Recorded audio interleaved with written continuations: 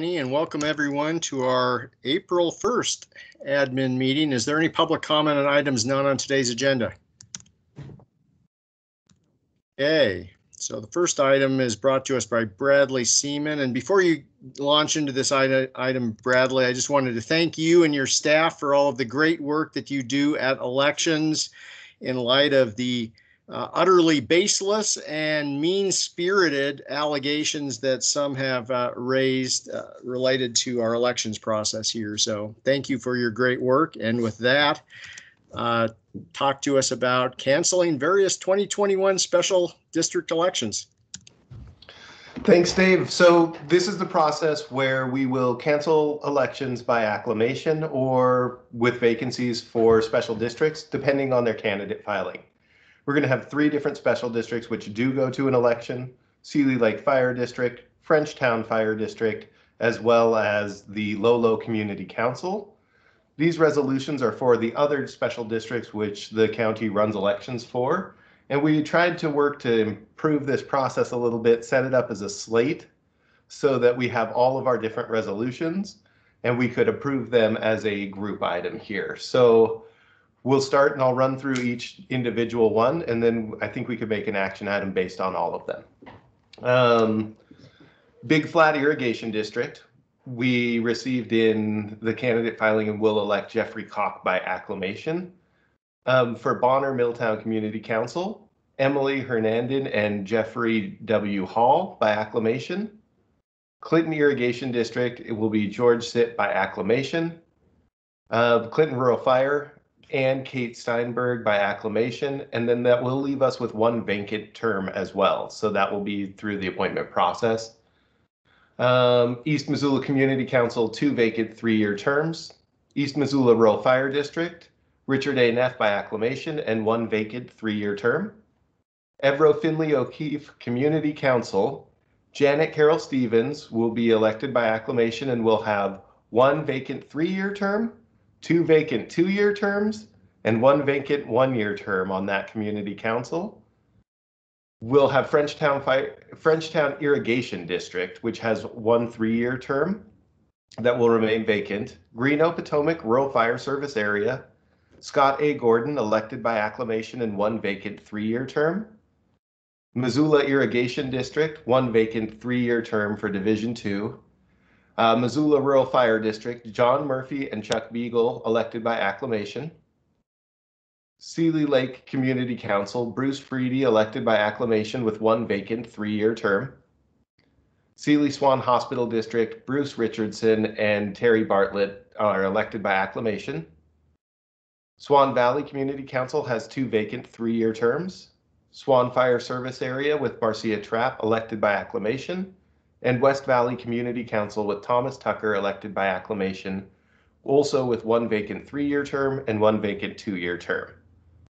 So these resolutions will proceed forward to elect the applicants who filed within the filing period by acclamation and officially announces those vacancies for the next year, where we can receive in applications or work with those districts to fill those vacancies internally. Questions about this? No, I don't have any. Thank you, Bradley. Yeah, thanks. This does seem like a more streamlined approach than what we might have done in the past. So,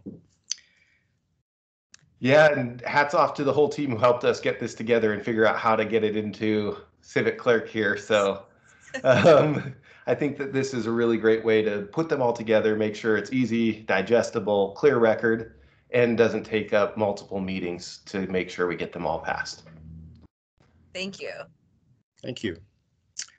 I'm moved to request board approved resolutions to various 2021 special district elections.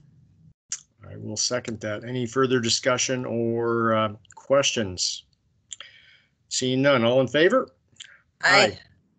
Okay, thanks, Bradley. Thank you. Okay, next. And Sarah Bell says, nice work, Bradley. So good work. Aaron Couts, we have a PSA amendment with Partnership Health with PHC for mobile crisis services that clarifies sources of funding and timeline for services. Yeah, and so items number 2 and number 3 are very similar. Number 2 is about the professional services agreement with Partnership Health Center, and number 3 is about the similar agreement that we have with City Fire. So I didn't do the initial professional services agreement with Partnership and City Fire, and for the mobile crisis services. And when we started looking through them, we realized that they were just done a little differently than we normally do them. Typically, we do contracts by fund that they're being funded through instead of just like the whole shebang. And especially since this program entails 4 different funding sources, we really wanted to make note of that and have that in part of the record. So what these amendments do is they clarify the sources of funding, which are namely the mobile crisis grant that we got from the state. The county tribal matching grant is paying for a portion. And then there's cash match provided by the city and the county. So those are the 4 sets of funding that help support this program. So the amendments help clarify that. And then also in the original PSA, it has the end date as June of 2020.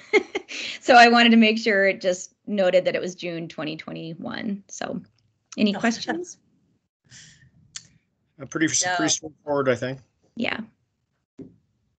You want to move them both, Juanita? Yeah, and I just buried it. So I'll move items 2 and 3. Can I say that?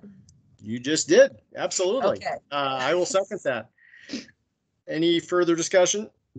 All in favor? Aye. Great. Thanks, commissioners.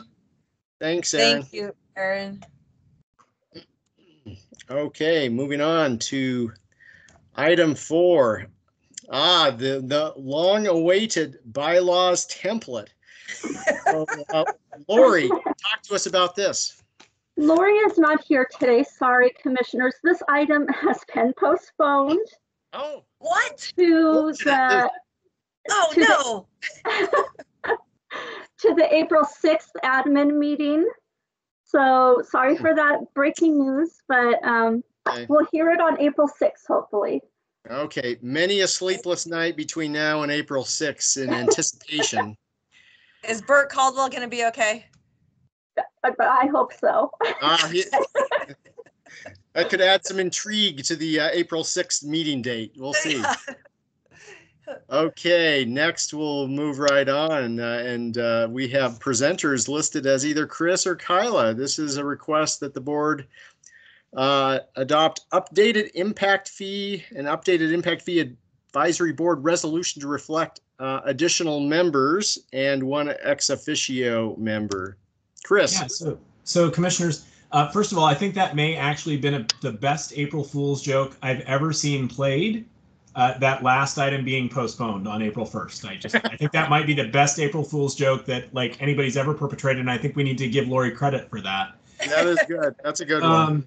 So as you know, commissioners, you appointed 7 members to the Impact Fee Advisory Board. The original resolution had 5 members, and so this just updates that resolution to reflect the fact that there will be 7 voting members and 1 ex officio commissioner member of that advisory board, so that it aligns with your appointments. And that's all this resolution does. No other changes. And okay, and I am trying to pull up the actual document. Does this reflect the 1 recent resignation? It does. You would have otherwise had 8. 8. Okay, that's what I thought. All right, this seems pretty straightforward. What do you think, Juanita? Yep, I'm sorry, I just keep screwing this up. I moved to the board approve, adopted the updated impact fee advisory board resolution to reflect 7 members and 1 ex officio. Second that. Any further discussion? All in favor? Aye. Aye. Okay, thanks, Chris. All right, Jason Hauser, change order number 16 for the library. Yeah, it's a small one. Change order 16 is for a little over $6,000, and it's for some additional mobile cast work and shelving that they added. They added, looks like about 106 shelves, and so this is a reflection of that. Okay. I move to approve change order number 16. I will second that. Further discussion, comments? All in favor? Aye. Thank They you. better Laura. be great shelves. Yeah. Spectacular. All right, Emily Brock, GMAX amendment with Jackson Construction. Hello. This is our, I would say, our second to last GMAX amendment with the special district funding that you allocated with 3 mills. This is for the home arts building. It's $888,637. It's to remodel that building. The remodel will include meeting ADA requirements, putting in electrical, mechanical, and plumbing improvements, putting in a new transformer and roofing, new siding on the gables, painting the outside of the building. The mural, of course, will stay. It will be cleaned and refurbished, putting in new bathrooms, new kitchen. And then sort of the most exciting thing about the rentability of this building is, and this is the building right up on South Avenue when you first come into the fairgrounds, is that we're adding storefront windows and doors and adding windows so that we'll have views of the carnival grounds. Right now, the building has no windows at all. So the other thing about this contract is that it includes extensive site work. So the site work is around the building, and then that mercantile alley, that pathway between the building and the historic plaza is part of this project. And that will include lighting and concrete. And we're going to use the existing light poles, refurbish them, and then put lighting on the light poles. And then we'll put in a little bit of low rail fencing. So this is the first removal of chain link fence on the fairgrounds. The last GMAX will be the rest of it. One of the things about this project that's important is that it dovetails really closely with the Rocky Mountain Exploration Center. So much of the work really just has to be coordinated at the same time in terms of the utilities and the underground infrastructure. And so, as you know, the groundbreaking for that project will be May 14th. And the GMAX will be coming forward for that pretty soon as well. So it's all happening, and we're going to try to get this done before the fair. It's ambitious, but we're gonna make it happen. Wow. Well, you answered my question. Yes. That would be fantastic if that came to be. That entire building done by August. I think so. It's a pretty simple remodel. I mean, yeah, we're gonna go for it. Wow, awesome. It's going to be, yes, so I move that we sign the GMAX amendment I will to second. the AIA 133 contract with Jackson Construction. Here we go. I will second that. Any further discussion or comment? All in favor? Aye. Aye. Thanks, Emily. Good work. Can't wait to visit the fair this year. Yeah. All right, Kylie Paul, we have a request to authorize the chair to sign a grant agreement for $40,000. And this relates to our ongoing reclamation work out at 9 Mile. Yes, hello, everyone.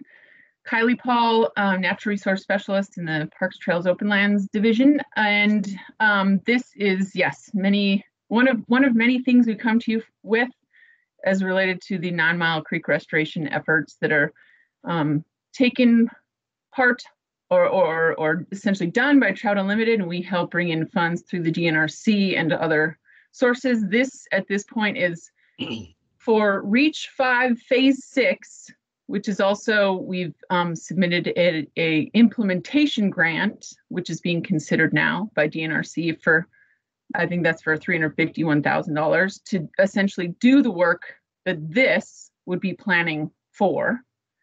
So this planning stage is to help fund pieces like field reconnaissance and engineering and design plans, regulatory permitting, and so on. So we have received this, and this is essentially just putting together the agreement between DNRC and the county to present these funds to Trout Unlimited and have them do this great work. All right, thanks, Kylie. Any questions? Ooh. There Nope. was some bad feedback there. I move that the chair sign the grant agreement for $40,000 in DNRC Reclamation Development Grants Program. I will second that. Any further discussion or comment? All in favor? Aye. Thanks, Kylie. Thank you. And finally, we have Adrian Beck bringing us the last two action items today. You bet. Good morning, commissioners. So the first one is a subrecipient grant agreement between Missoula County and Clearwater Resource Council to allow funding, essentially pass-through funding to Clearwater Resource Council for a position that they're hiring to assist us in implementing the hazard mitigation grant program, the post-fire hazard mitigation grant program that we received from FEMA. Any more details? What will this person be doing? This person essentially will be a mitigation coordinator for the Sealy Swan area, which is one of our emphasis areas that was identified in our hazard mitigation grant, to do essentially fuel mitigation around homes within that 300-foot kind of concentric circles, if you think about the home ignition zone. So this person will be doing a lot of the education and outreach to homeowners in the area and actually kind of facilitating the on-the-ground work. Clearwater Resource Council doesn't necessarily have the resources to be doing the work itself. They will be hiring contractors kind of on behalf of these homeowners, and so they will be managing kind of that component of the grant for the Sealy Swan area. And will the individual be an employee of Clearwater Resource Council? Correct. Yep. Okay.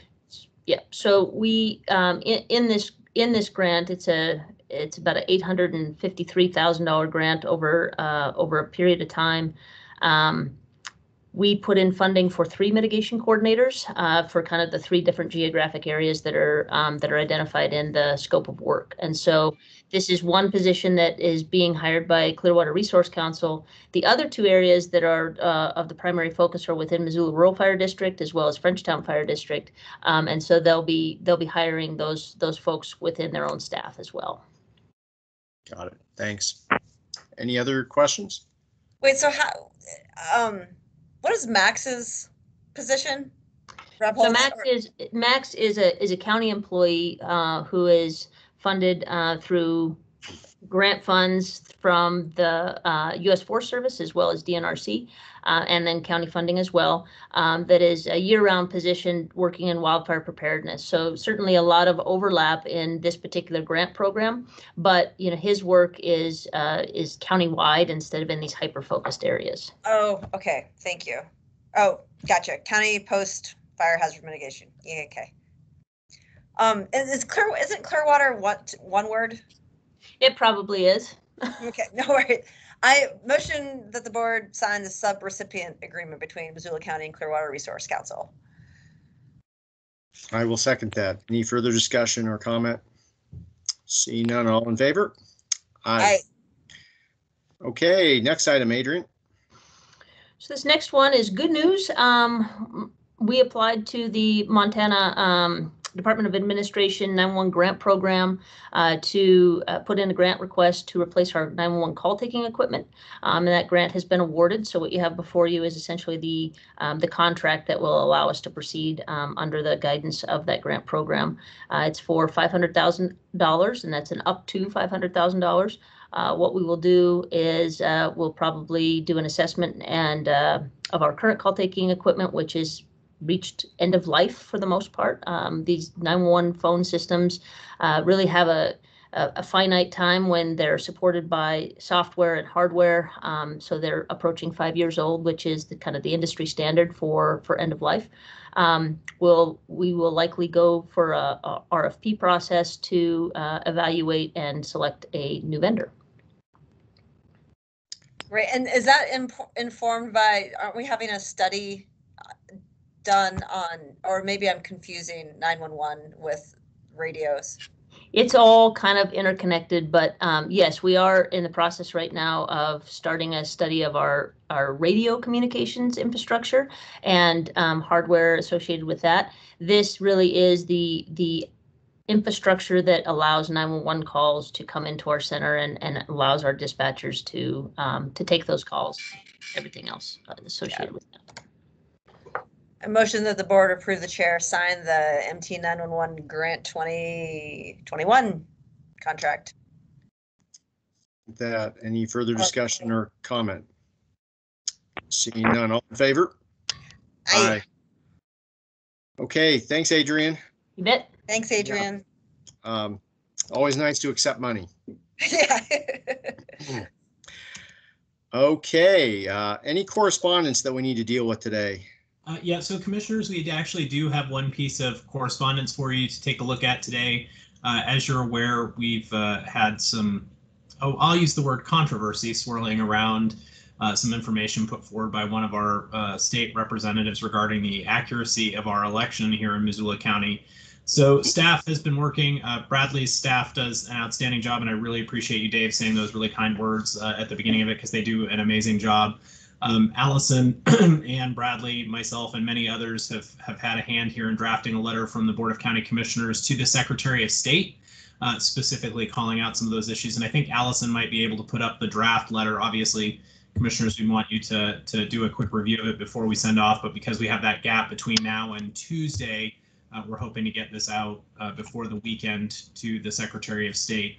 So I wanted to talk about it just briefly here, and then we'll notice the official letter on that Tuesday. So what this letter does is basically lay out the process that the Elections Office uses, which is the process called out by the Secretary of State for us to conduct elections, calls out the discrepancies with what Representative Tashida has put forward as factual, which I would argue is not actually fact, and then ask the Secretary of State to please make sure that they acknowledge that Missoula County followed the process that the Secretary of State's office does, that is the process by which we conduct elections. Also what the process is that would be used if we were actually doing a recount or audit, and that neither of those things is what was conducted by Representative Tashida and Quentin Rhodes' group. And then finally says that our preference would be rather than going through a legislative review process, that the Secretary of State either conduct their own, or that it be taken to court where folks are under oath and it's a neutral party, not a political process. So that's kind of the overview of that. And then I know Ann and Bradley want to speak to this too, and so I will mute myself so you can hear from them. Thanks, Chris. Ann or Bradley? No, I think Chris covered it well. It's a good letter. A lot of the points in the letter are reflected in the guest column that you submitted as well. So we're sharing this information as broadly as possible. Bradley, do you have anything to add? No, I don't think so. I think it's really well covered, and thanks to everybody for your work on this too. And do we get a response from Secretary of State? How's this process work? Maybe. Right. I can't say whether they will choose to respond. We ask them to, but whether they will or not, I can't say. Okay. Yeah, it's unfortunate that we're in the place that we are with state legislators making as outlandish of a statements as we've seen unfold here, but we have nothing to be ashamed of or to hide in our process. And like I say, good job, Missoula County Elections. Yeah, there's opportunity to educate, and frustrating, but so proud of everyone. Thank you. So commissioners, we'll make sure you get a copy of this so you can take a quick look and make any changes you would like to see. But the hope is we'll have your approval by Friday and get this out before the weekend. Thanks. Thank you. And Friday would be tomorrow, if I'm not mistaken. It would. I apologize for the short turnaround. No, that's okay. No, thank you. Thank you. Any other correspondence? Okay. it looks like Ann and Chris are already queued up. The legislature. Yeah, so we are queued up right now. Commissioners, as you know, they're headed into their second short break here for the Easter holiday. That Easter break normally coincides with revenue bill transmittal, but does not quite this year because of some changes in the legislative calendar. So they will actually have a couple of more days when they first get back, but they are largely wrapping up today. So we don't have anything new to report. There are a few troubling amendments that we expect to see when they get back related to some of the bills, and we'll brief you on those as those become available next week.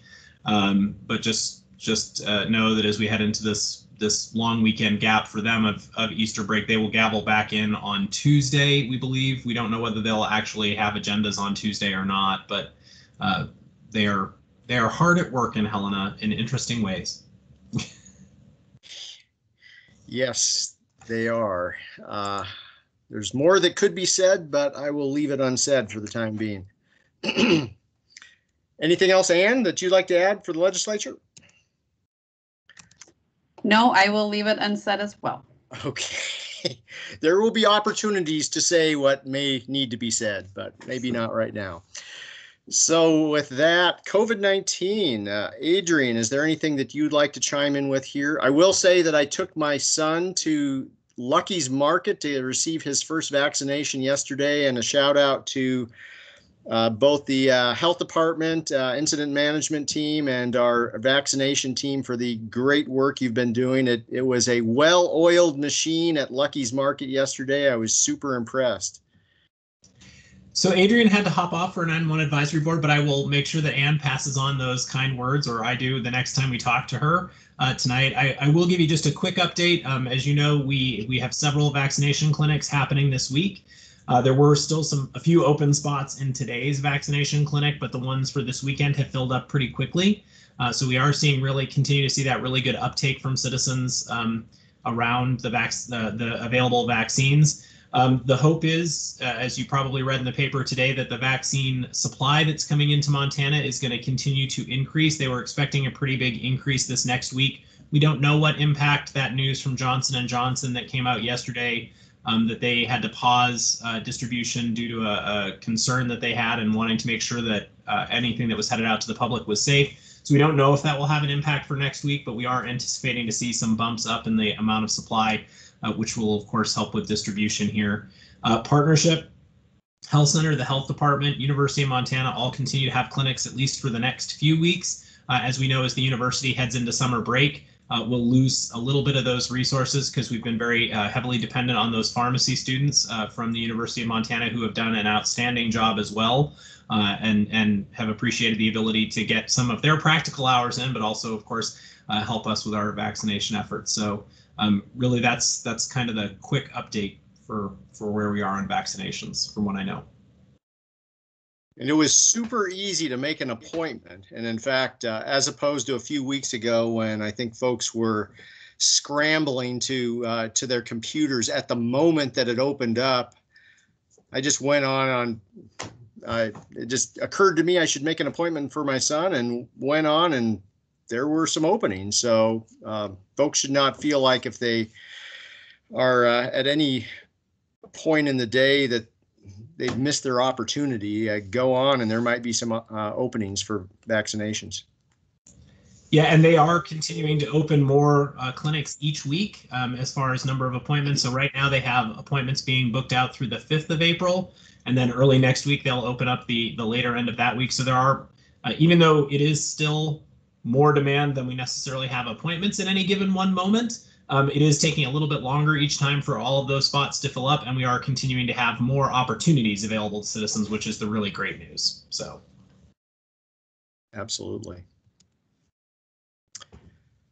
Anything else, COVID-wise or communications-wise? Allison, is there anything you want to bring to us? If you're on. The only things I have are, well, just thank you for giving that column a look yesterday. And then we are also going to be sending you a column from CAPS about Fair Housing Week to send. So just be on the lookout for that in your email to look over. Thank you. Okay. Great, thanks. Thank you. All right. Anything else from anyone out there? All right. Well, no questions from the media today. And I'm only seeing one, Mr. Kidston. No questions for me today. Okay. Thank you. Rare moment of silence from the media. Okay. Well, thanks everyone, and have a great day, and we'll see you in admin next week. Thank you. Thanks, everyone. Bye. Bye.